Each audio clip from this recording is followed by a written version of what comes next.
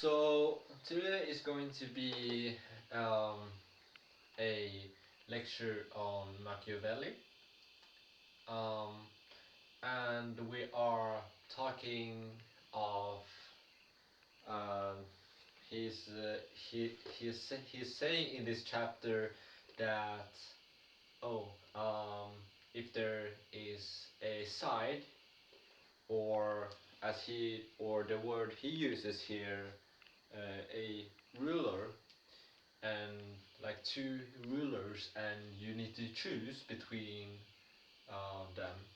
Which one, should you choose? Should you choose the one, who's should you choose one if they are, equal in in their, strength and power? um, Machiavelli says that you should choose the strongest one, simply because Machiavelli has this thought that he wants to he wants you to preserve yourself, or you know be still alive after all these things happen and so on. And so therefore choosing the strongest, the better, the strongest ally, for example, would be one choice to pick. and and by the way, not in this, he's saying that um, whether we should employ, by employ he means, using, and also perhaps to have them at your side, at your proposal, um, also about it. And he's bringing up mercenary troops, and and auxiliaries, own soldiers. The mercenary troops we can think of as, troops that aren't your own. Uh, why? Because you have bought them for a price.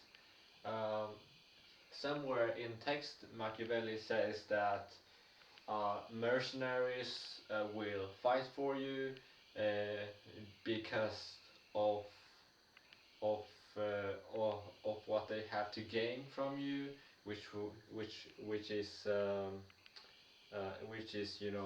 money, or the word he uses is benefit. But we can sort of think of money, and things, and yeah, per- perhaps also some reputation to it, or perhaps not, depending on how they think.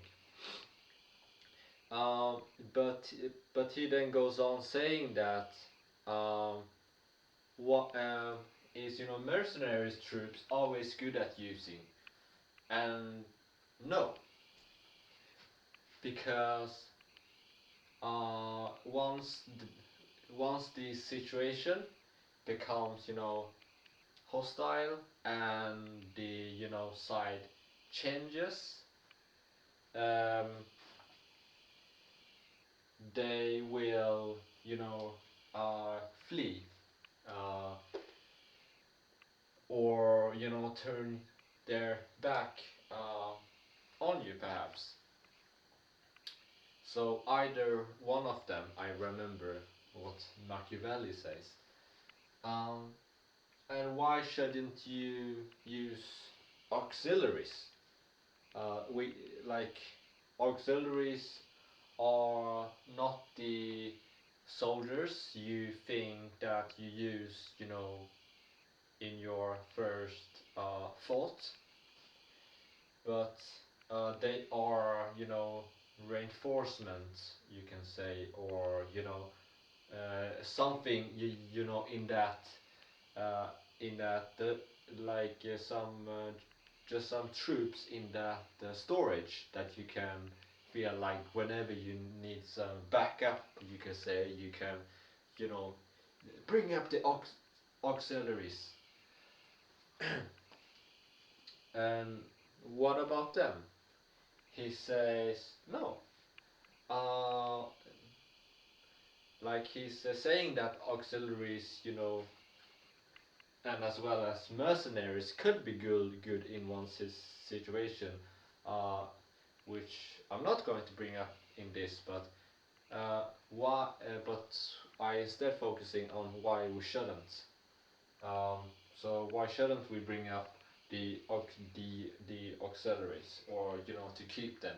Because they flee uh, whenever the, you know, he brings up somewhere in the text where there's a castle and you know the enemies are, you know, storming, and so the auxiliaries are defending it, but in one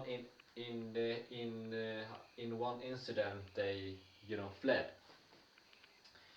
because uh, because they aren't loyal, as Machiavelli puts it. And last we have the own soldiers. So what are the own soldiers? Own soldiers Machiavelli would call the loyal soldiers, who you know as a ruler can trust. Not only trust, but you know that they will fight for you.